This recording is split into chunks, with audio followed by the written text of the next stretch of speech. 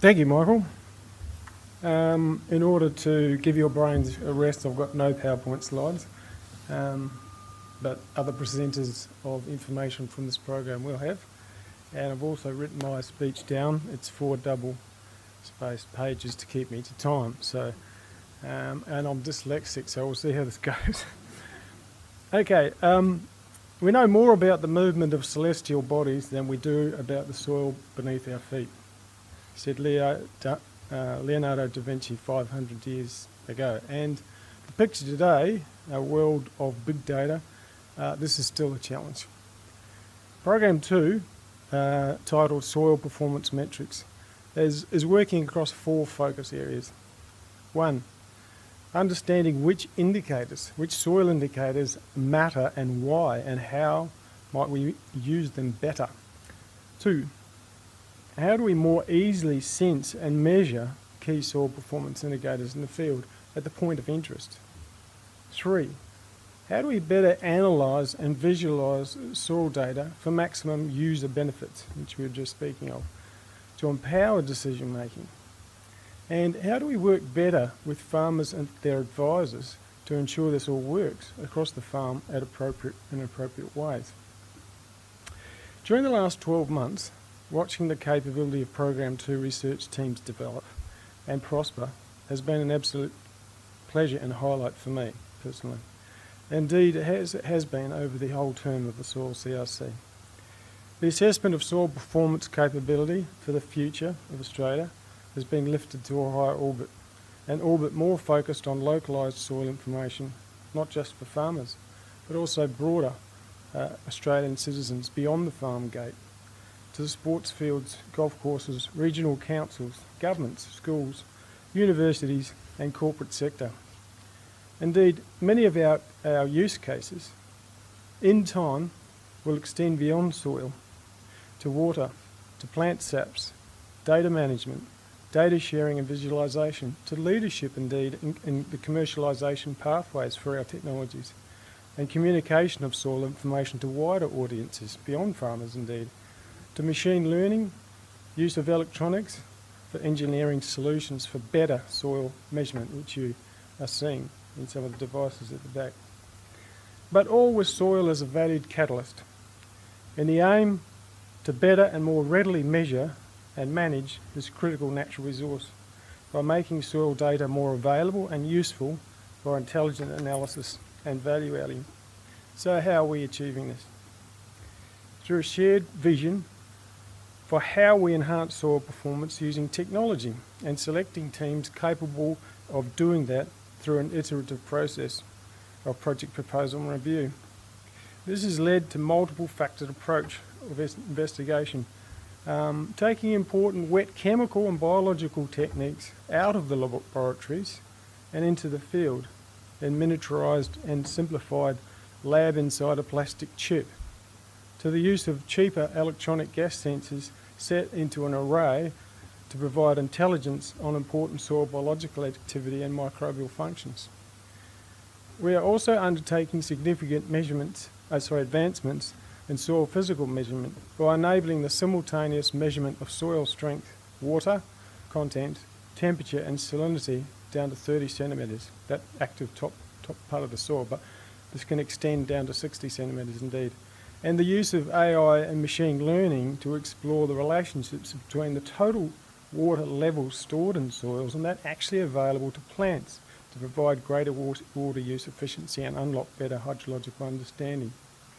These are just a few examples of technological advancement towards commercialised devices and computer algorithms and applications. This work is supported by a drive for better data soil visualisation for our farmers and easier data sharing, to allow data aggregation and analysis for wiser farming management solutions, which aim to empower not just the data owners, but all farmers for a more profitable and, we hope, sustainable use of inputs such as fertiliser, soil amendments and water for better management of our soils and landscapes. We're also trying to better understand what we ought to be measuring and what benefits it has and in what systems. Too much data is collected and not understood, nor is it integrated in decision making. And it is our aim to stem this loss and to determine a better focus of our efforts. This extends to how we ought to measure the exceedingly complex sphere of life in the soil, engaging its function, its biological health. And farmers are increasingly interested in what we can find out for them. I believe this to be one of the greatest and most complex challenges we have, and we are only beginning to understand during the lifetime of the CRC. Our focus has also been on the future, to the soil science research and development and supporting a wide range of PhD projects in all the areas I've mentioned, but also in spatial sensing, all the areas I've mentioned, but also in spatial sensing from drones and satellite imagery. This work is challenging, as seeing into soils from space is by no means straightforward, and yet everyone seems to be wanting to do it these days and has an enthusiasm and conviction to match. Most notably in measuring soil carbon and moisture from space. And only time will tell if this effort pays genuine dividends for farmers and for carbon and water management generally. And we'll be hearing more about our efforts shortly through our PhDs. We are also using isotopes to probe subsoils and understand the nitrogen and carbon cycling, which affects deep carbon storage in soils. We do not accept that carbon measurement ought to be limited to the upper foot of the soil, and that deep carbon, not just in topsoils, is critical to the story of how we assess soils and how they might importantly store carbon for the environment. Finally, we've been using rain radar and imagery to better resolve and give greater understanding of soil moisture variation for farmers at paddock scale, using the rain radars, that is, along with trialling radiometrics for mapping non-wetting soil. Sometimes you can't get the rainwater to go in. However, as we look back on a year of very hard work and many steps forward, including several backwards, our year is perhaps best demonstrated by the achievements of one striking young scientist and the research team that supports him and others, an enthusiastic and personable individual who epitomises everything about the Soil CRC. During the lifetime of this CRC, he has completed his honours and his PhD theses, had both examined successfully and corrected them, but also has been able to verbally communicate and physically manufacture his vision for the future of soil measurement at the farmer level. And he carries a vision for a more sustainable and profitable farming future. And you'll be hearing more from him shortly. And so, as we all know, soil has four components, as we know from our first lecture in soil science, that of the mineral, the organic, the air, and the water.